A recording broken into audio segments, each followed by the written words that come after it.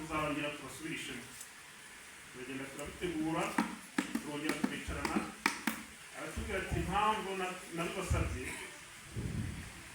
ntabwo nifuza ko twakongera tukubaka urusengero hashize imyaka 5 arusengero tukongera tukubaka urundi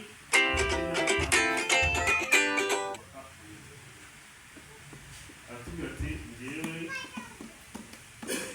ndabashyigikiye umusanzu bagomba gutanga waratubwira ati njyewe n'umwungeri uko Imana izashoboza izawutanga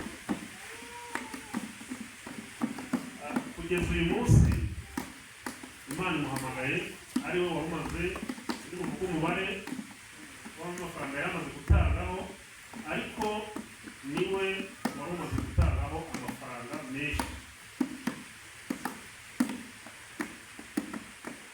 mu by'ukuri yaduteraga morale yatumye dukora yadukoreshaga kuko hari igihe ari kinigeze gukora bagiye dukora imiganda tugakora imiganda ariko ukabona tugutinya gutangira ariko banyine gutangira inyubako nk'iyi twari gusa n'abagize ubwoba n'abateze byagenda twagira hagati bikatunanira kumanza kwegeranya amabuye kumanza kwegeranya amatafari rimwe tuje dusanga hano yahasutse imodoka y'umucanga natubwira ati rero njyewe ntabwo murabona nta mbaraga mfite zo kuba najya kwikorera mu bihe byabo kabande ngo nanjye umuganda wanjye ni uwo nguwo bavuga ati sese umucanga turawubika tugiye biza gutanga mu kintu cyatubabaje cyaduteye agahinda cyane kurusha ibindi ni uko Imana imuhamagaye kutarabutanga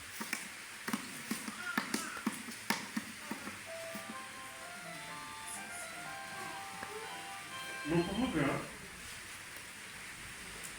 abo twabaga turi kumwe hano mu itorero murabizi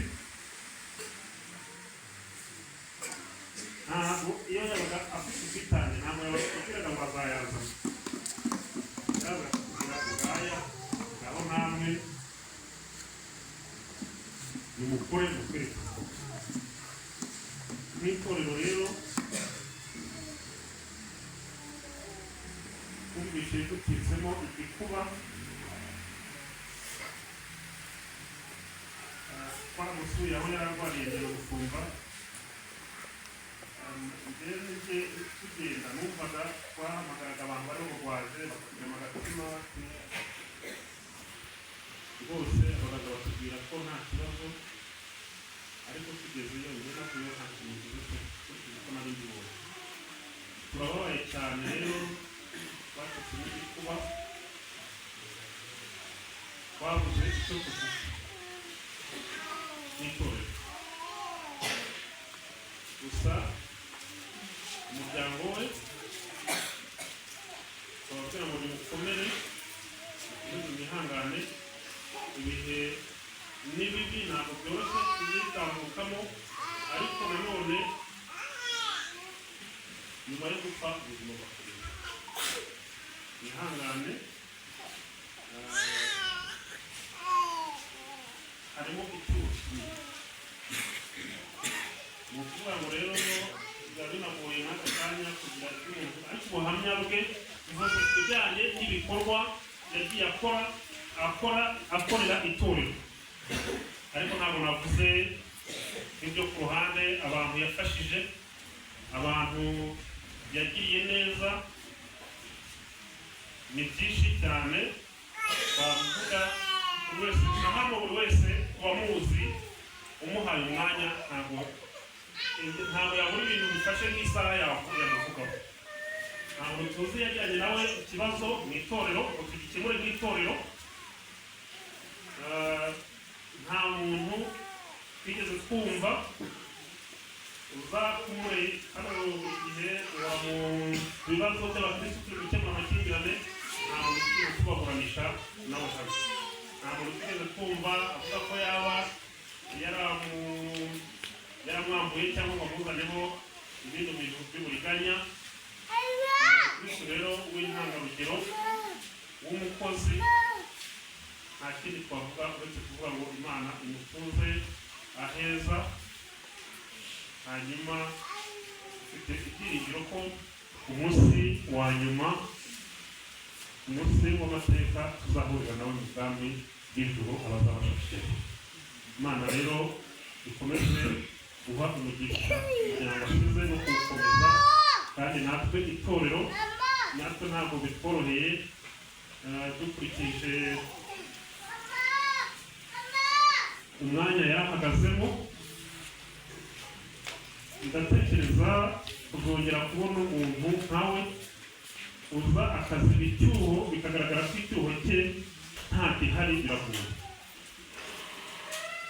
Ariko hamwe n'ibyo turakomeza gusenga Imana kugira ngo Imana iduhe imbaraga, idukomeze kandi ikomeze no kuba hafi imiryango y'abakozi. Ariko baravuga ngo isi yose ni umuntu kandi koko umuvandimwe nyakwigendera yiba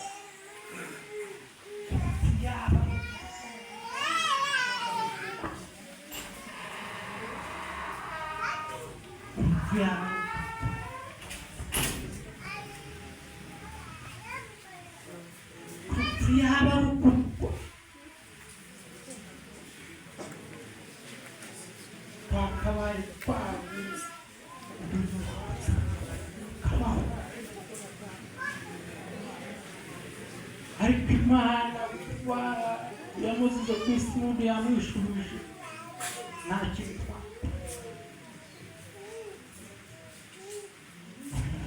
Akazi k'ingeri zose, yagiraga akazi gatandukanye,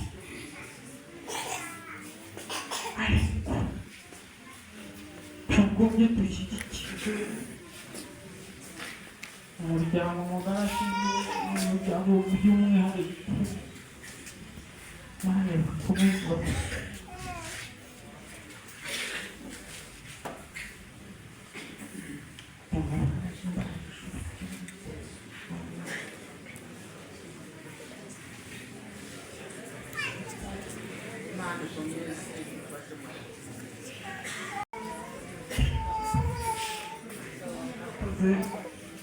etwa nzapfa ku munsi amiye hafi Miramba. Bose icyo navuga kuri witonze, nubwo mwamubonaga inaha atararwara, akenshi yabaga ari hakurya iwacu. Nta muntu hakurya mu gace k'iwacu benshi atagaruye. Buriya rero icyo namuvugaho kigewe cyane, yanyigishije akazi ko gucuruza abizi, tukajyana inka muri Nkore, inka zaturatiraho akazindi kabasha bakazambukana mu bwato, tugasigara dutanga n'amafaranga tuzayabona. Twasubirayo witoza akatwishyuza amafaranga yacu tukayabona. Yadukoreye byinshi. Hariya hakurya iwacu mu Birembo abasaza bari bafite inka, barimo ba Nyamabumba. Nta muntu waguraga inka iwabo, barazirundarundaga zamara kugwira agatuma kuri witonze, akaza akagura inka agashorera akajyana. Reba n'amafaranga agaba make batishorera izijyana uzatwishyura. Bose wavuga ibya witonze bwakwira bugacya byagera n'ejo bundi. Bose pe imiryango ye yihangane, turi kumwe, nitwa tudakuka tugihumeka, tuzasurana tuzabasura. Bose ibya witonze ni byinshi, bivuze sinava aha ngaha. Reka twakire Yesu ashimwe, Yesu akuzwe. Murakoze. Mureba ahangaha amazina nitwa Sinzabahiza Jean Paul, umuvuzi w'amatungo, aba n'impuguke mu bujyanama ku bahinzi borozi.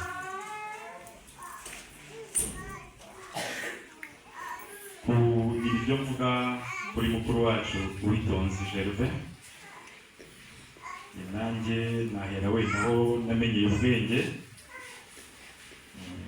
Namenye ubwenge Uwitonze Gervais ari umucuruzi, ariko amateka y'ibikorwa bye byiza nabishyira mu byiciro bitatu. Nibyo namubonyeho kandi byatubera intambwe twese abasigaye turi mu muryango ndetse n'umuryango mugari inshuti n'abavandimwe.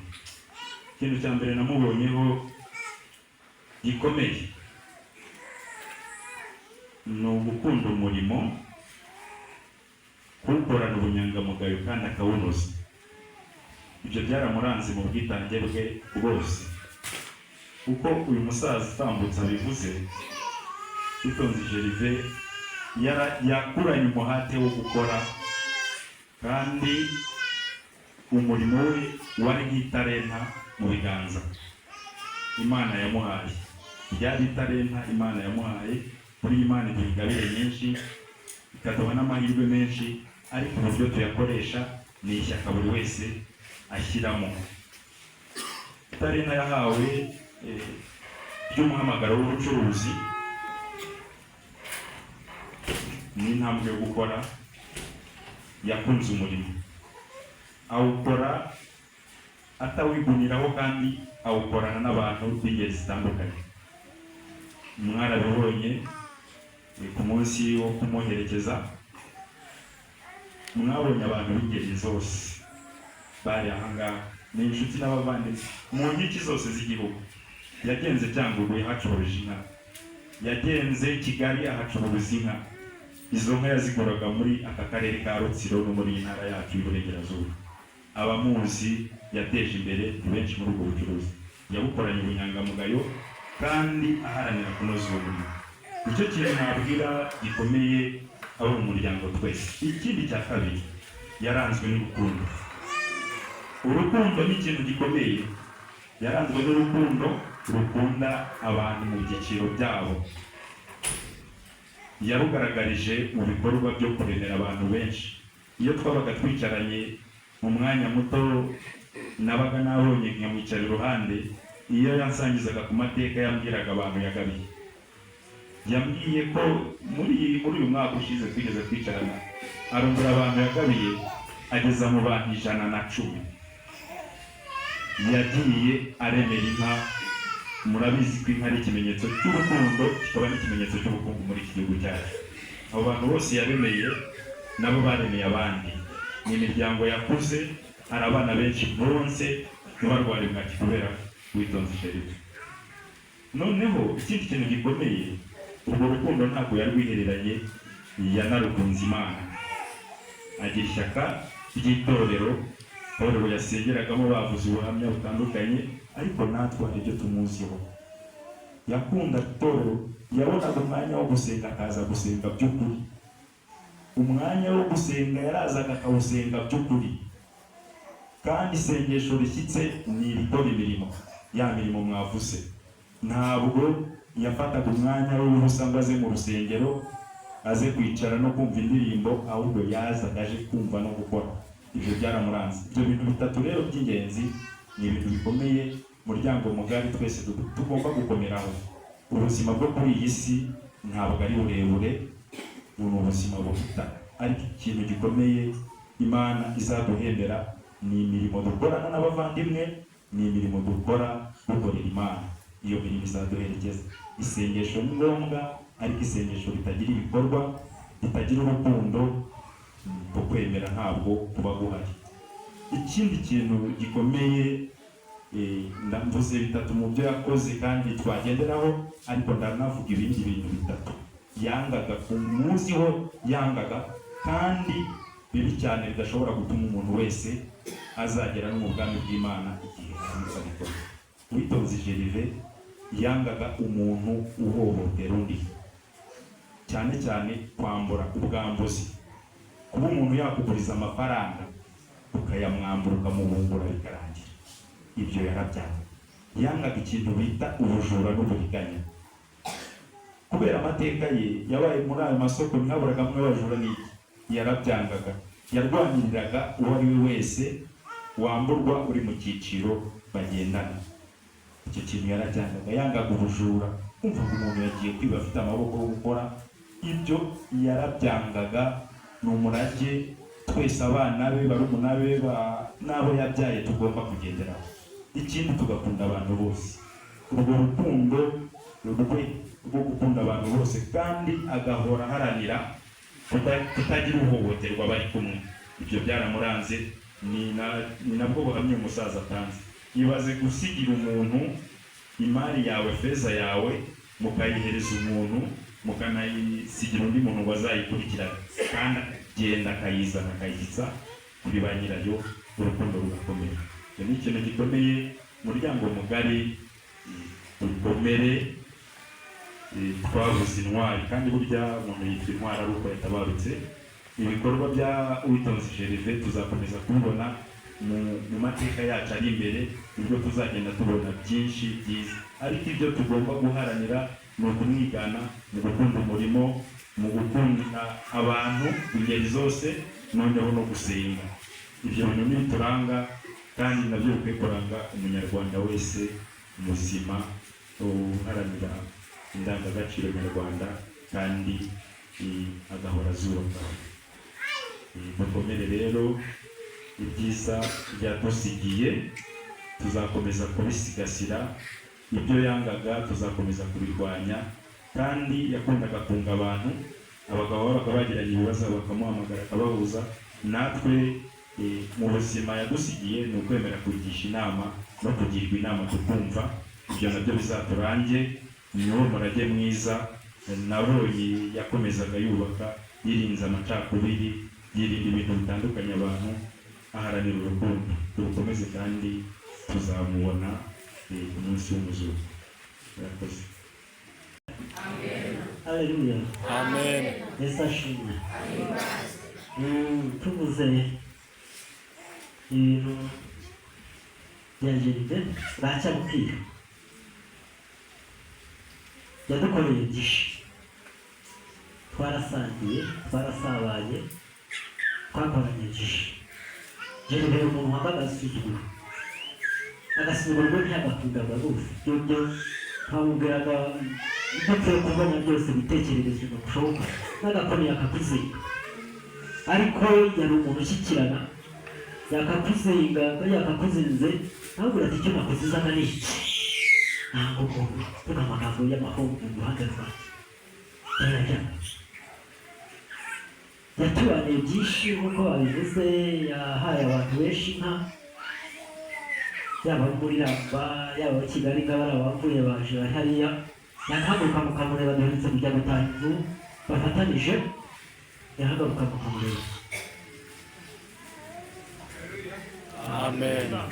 Nguriya rero ubwo duheruka muri iyo minsi ariko yadusezeragaho, twafashe imodoka tugiwe, turanywa, turarya, twese ibintu byinshi. None rero bana asize, namwe mwe guhabwa n'agahinda. Ahubwo namwe mugere ikirenge muke. Ibyo yakoraga ntahandi yabikoraga, yarabikoraga mu maboko ye. Namwe mwanya mu gihe harimo itarabahamagara mukore, muri kwishinga iby'amagambo, amagambo muyareke, kuko amagambo gacabana intege kandi amagambo garateranya. Mukore namwe mugere ikirenge muke, kuko umuntu asize umwana nkuko bahenda nawe yari yaramusize, ntari yageze ikirenge mu cy'abahenda. Namwe rero mugere mu kirenge mu cya Gervais. Ubu ntabwo ari umukiri, kuko biriya bintu ntabwo twabikuraho. Numvisha abaririmbyi ukuntu baririmbye, nta handi twabihungiye. Ni heza. Ubu twese turi abakandida. N'umuntu yagize amajwi menshi baratorwa. Rero nubwo turi hano bagize amajwi menshi bamukubita. Bahenda aravuga ati yemwe, ati utazi ko baza kumutwara, turamukubitisha. Nawe arazambya rero bamukubita. None rero inshuti zacu, twebwe hanwa n'agahinda, tubuze umubyeyi wacu, nta kundi bigenda, ntabwo twari kuzamuhorana. Niko Imana yabishatse. Bana bato musigaye yarakigaburira, namwe mwihangane, mwe kuba wagira ngo y'ubu ahubwo mukore. Yangaga umuntu ukubagana, yangaga umuntu ujya kugambanira runaka, namwe mukore, kuko ibyo asize abahaye intangiriro ntacyo ajyanye. Namwe mukore, ejo abazaba bakiriho namwe muzabe abagabo muvugwa. Turiya yari umuhungu wa Jerive, yarakoze agera ikirenge mu cye. Inshuti za Jerive bamawingi twahoranaga, nimugira agahinda, niko ku isi bigenda, kuko nta kundi, nta kindi kintu twakora ngo tumuhagarike. Yaba ari ikintu dutangira abantu twari duhari ejo bundi, tuba twagiye bundi muratanga 5,000, ari miliyoni 100 se ntitwari kuzitanga, ariko ntibyashoboka. Kuko rero bidashoboka ntandi twabihungira. Mukomeze mwihangane, tugombe tubifatanye kandi tuneshe ikibi, tukinesheje icyiza. Murakoze Imana y'umugisha.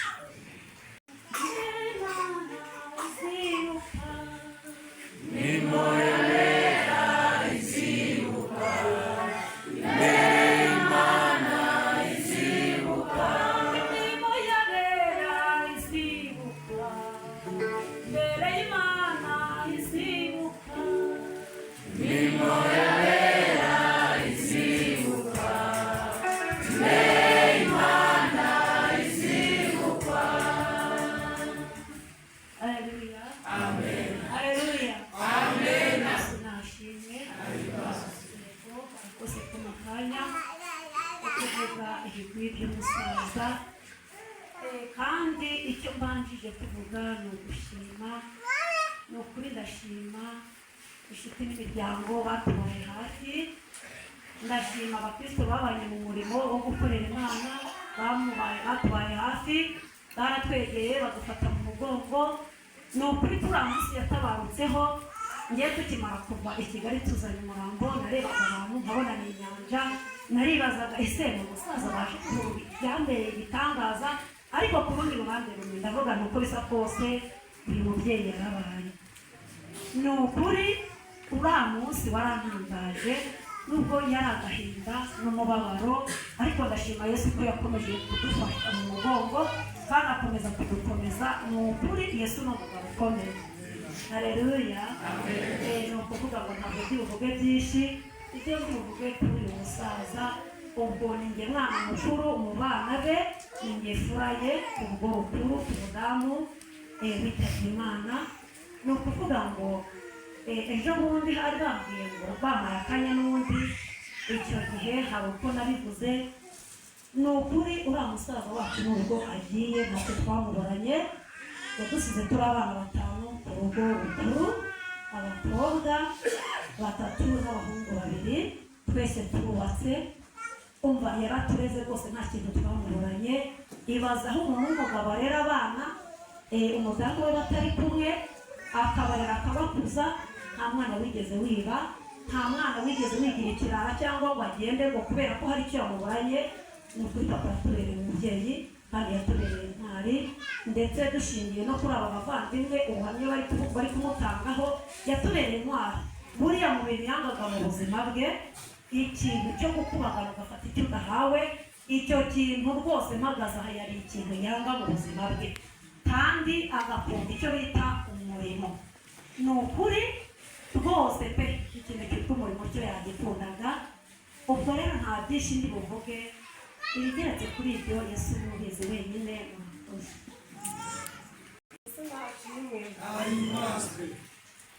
Barakoze kumpa akanya kugira icyo mvuga.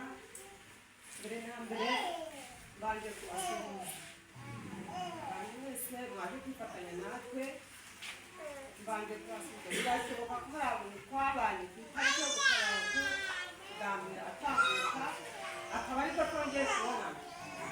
Abantu bose muteraniye aha ngaha ndabashuhuza.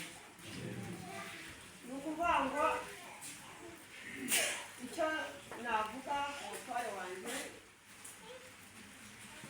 ntakagira icyo muvugaho, ndamanza gushimira abantu batubaye hafi, umuryango wa nyakwigendera.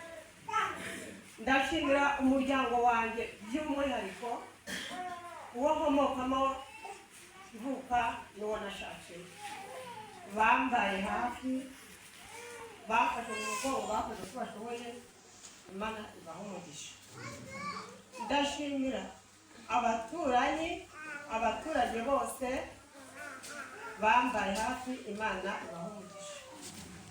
Ndashimira inshuti ari nazo adusigiye, inshuti zikomeye, inshuti zoroheje, abo bantu bose ndabashimira.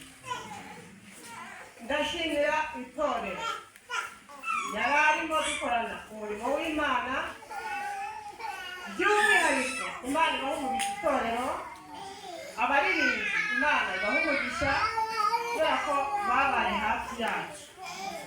Kwa muganga itorero ryaradusuye, atabarutse ryaradusuye, abaririmbyi baradusuye, Imana ibahe umugisha. Ni ukuvuga ngo ubuhamya bw'umutware wanjye ni bwinshi. Njyewe mu buzima bwanjye nta kintu mushinja, ndetse n'umuryango nizera ko ntacyo bamushinja. Ntikigeze twicwa n'inzara, ntitwigeze twicwa n'inyota. Ibyo byose yarabidukoreye. Icyo navuga ku buhamya bwe bugendanye n'itorero, ari ku munsi wo ku cyumweru, ari bitangiye wo kwitanga amadirishya n'inzugi by'urusengero hano inyuma, yaravuze ngo nanjye ntabwo nawe icyo mvuga. Yaravuze ati nk'umuryango wanjye rero nanze yaravuze izaba, yaravuze ati madamu nahaguruke umuryango wanjye ngira icyo mvuga yumva. Sinzi ikintu cyabimuteraga, ariko yaravuze ati mushakire urugi rurimo nanjye ku giti cyanjye gutanga. Baramuteranyije aravuga ngo ni 135. Aravuga ati sawa, amafaranga nzayasa. Ari ku cyumweru, ku munsi wa gatatu kuri iki cyumweru yafashwe ararwara, yatari yatanga ayo mafaranga kujya kwa muganga. Mo hagati indwara izanye imbaraga nyinshi, yarambajije ngo mbese amafaranga y'abandi mwana yatanze? Naramusubije ngo ntayo twatanze. Haciyemo iminsi 2 arambwira ngo amafaranga y'abandi muzayatange. Naramubajije ngo mbese wowe ukaba wagiye he? Ntacyo yashubije. Urumva ko byari uburyo bwo gusezera. Hamwe n'ibyo ayo mafaranga n'umuryango yasize uzayatanga kuko yasize abivuze. Amen. Ni ukuvuga ngo umutware wanjye yaratubaniye nk'umuryango, inshuti adusiganye tuzakomezanya. Ni ukuvuga ngo amarembo mu rugo kanyakwigendera cyangwa mu muryango w'abana asize ni karibu, uko yatubaniye. Nawe muzakomeze mutube hafi, nimuhura n'ikibazo muzaduhamagara, nimuhura n'ibyiza muzaduhamagara, natwe niduhura n'ikibazo tuzabahamagara. Urugo ni urugendo kanyakwigendera. Ni ukuvuga ngo navuga byinshi, gusa umutware wanjye nta kintu mushinja.